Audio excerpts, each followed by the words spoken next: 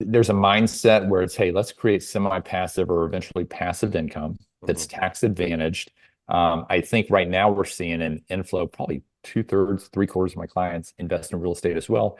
And what I'm continuing to hear is there just aren't many good deals to be had. Inventory is low, interest rates are high, and they're saying what other tax advantage alternative investments are out there. So that's where a lot of it comes in. But then sometimes you have adjacencies too. Maybe it's a commercial real estate guy that has some retail space to fill, or maybe it's someone that doesn't want to get into retail and it's more service based, but they say, I'm already paying someone else to do these services for my rental. I might as well do them myself and go offer it to others.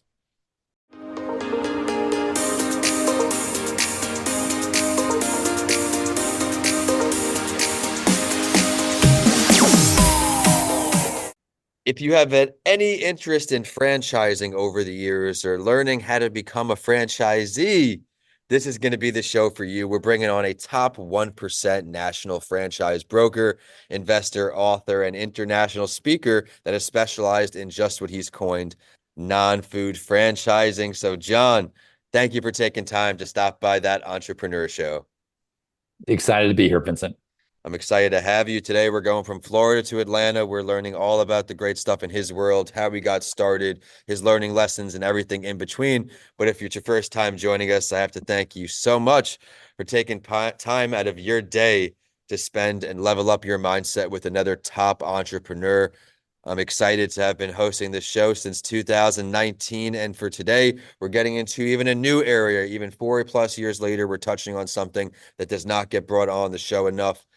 He's got a lot to offer. His story, as I mentioned, but how he became one of the leading entrepreneurs in the non-food franchise industry, why franchises have a higher success rate than most startups, with 92% of franchises still in business after 5 years. And many of you listening on or tuning in today, that's not the case in entrepreneurship. So, John, I'm excited to take it back in time with you. Why did you want to become an entrepreneur at first? What attracted you to not be in the 9 to 5 traditional norm setting? Well, I spent many years in that 9 to 5 norms. So just like many of your listeners, I had that desire internally to build my own empire and quit building someone else's. I felt like I was working too hard for the man, and but had a great run. Very thankful for the opportunities I was given throughout my corporate journey, and could have kept doing it forever. But again, you only live once, and I wanted to do something a little more entrepreneurial. I did not know what that looked like, to be candid. And like so many others, how do you connect the dots? How do you figure out what it is that you should be doing if you don't have that next huge idea? So yeah, I stepped away from corporate America into the role of president of ShelfGenie franchise system, which is an Inc. 500 fast growing franchisor across the country.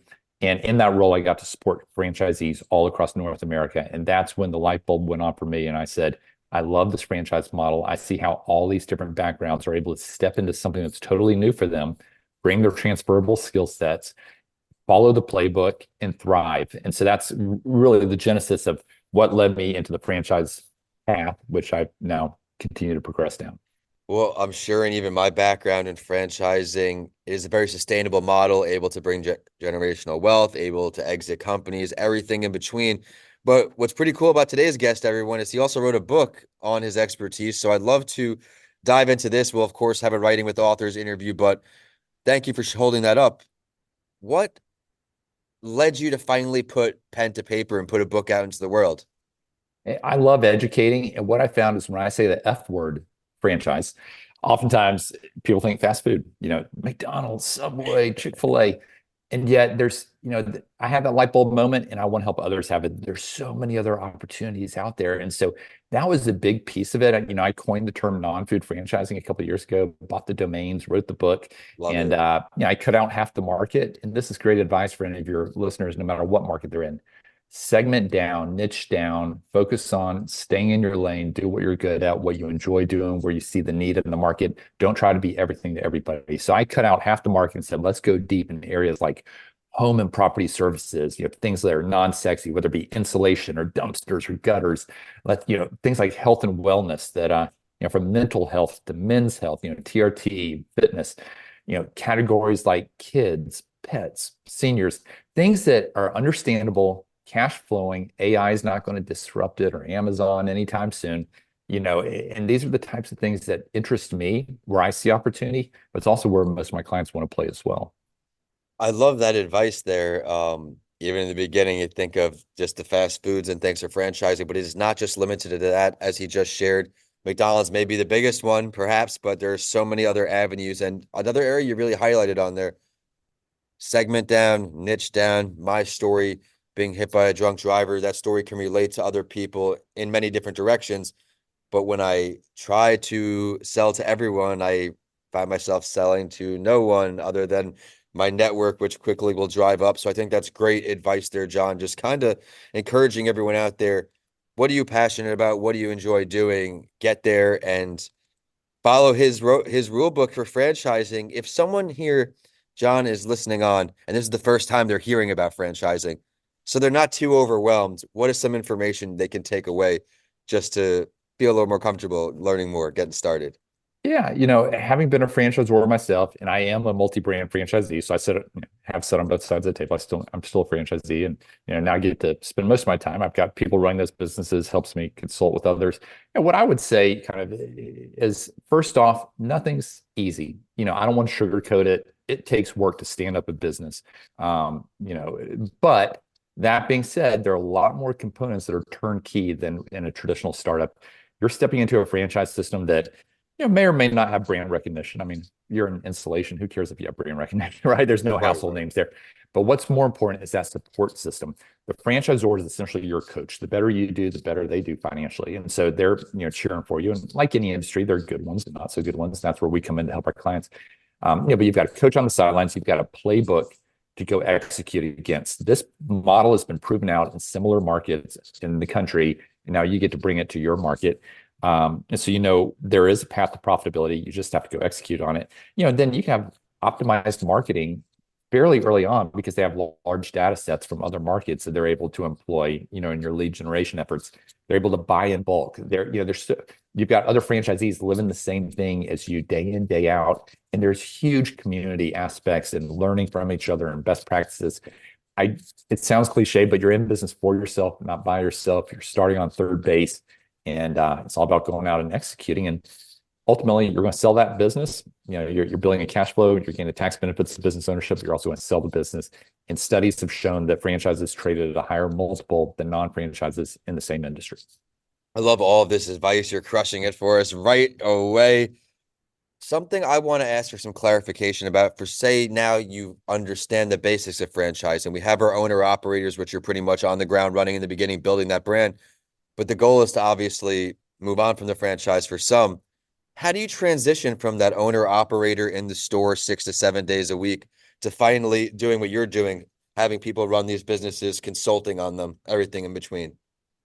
Yeah, roughly half of our clients start out as semi-passive, where they put a manager in place day one. And again, there's still a lot of work to be done, but you have that franchisor supporting them on a daily basis, so you're not having to carry all the water. So half of them do that. Half of them step in as the owner operator, like you said.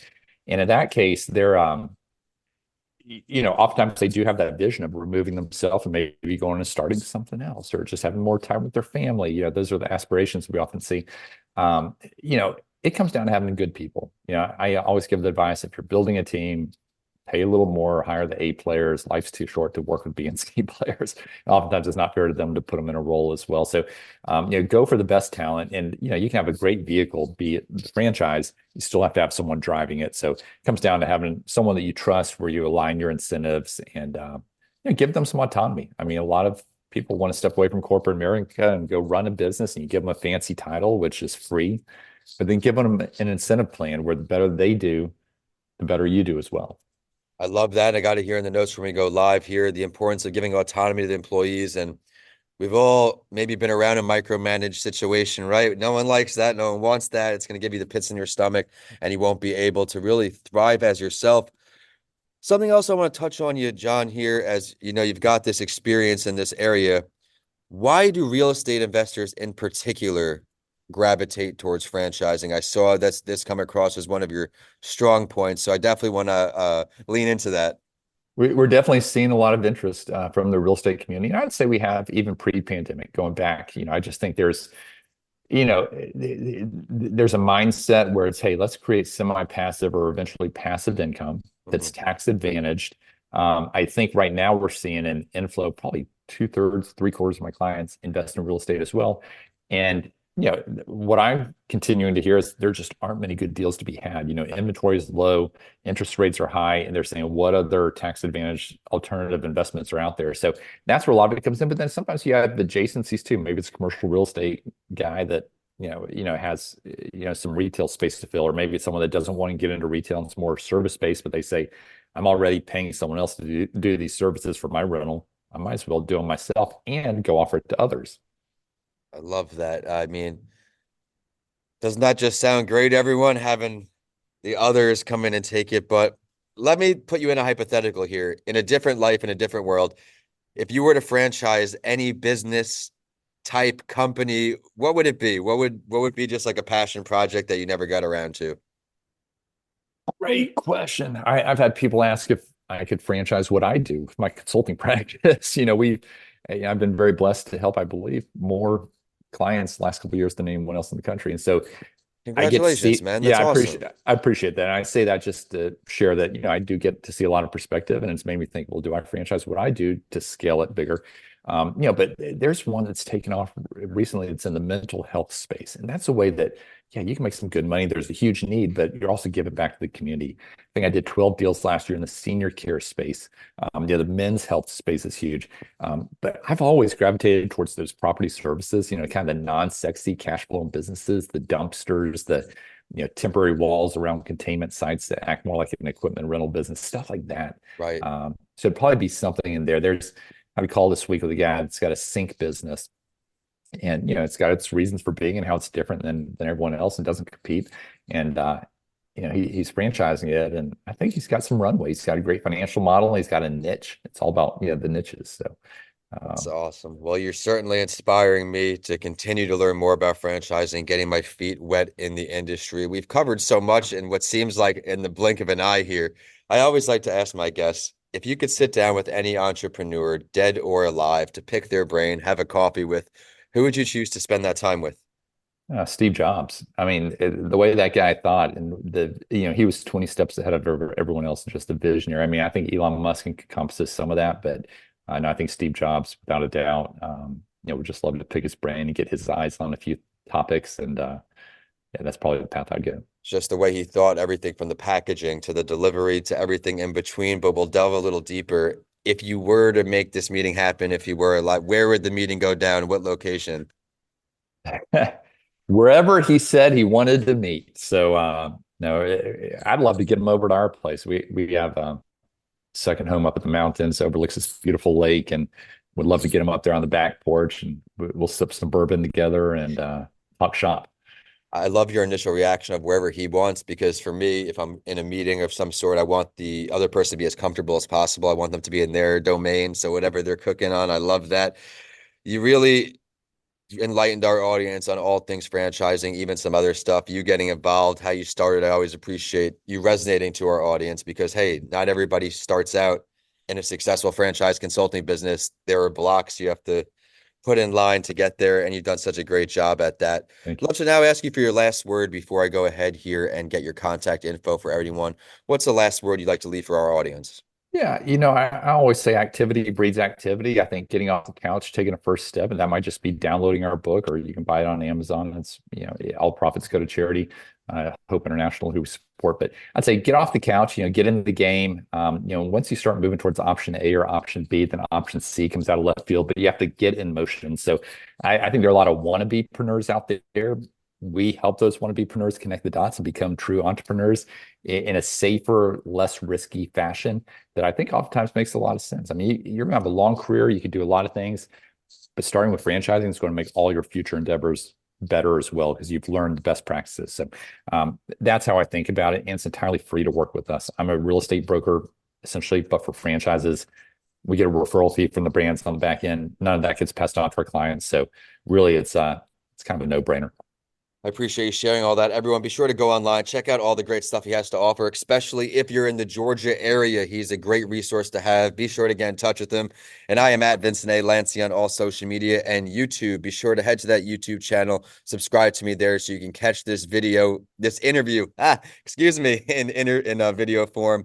The show, of course, that Entrepreneur Show is streaming on all podcast platforms. So your favorite place to listen is where you should be.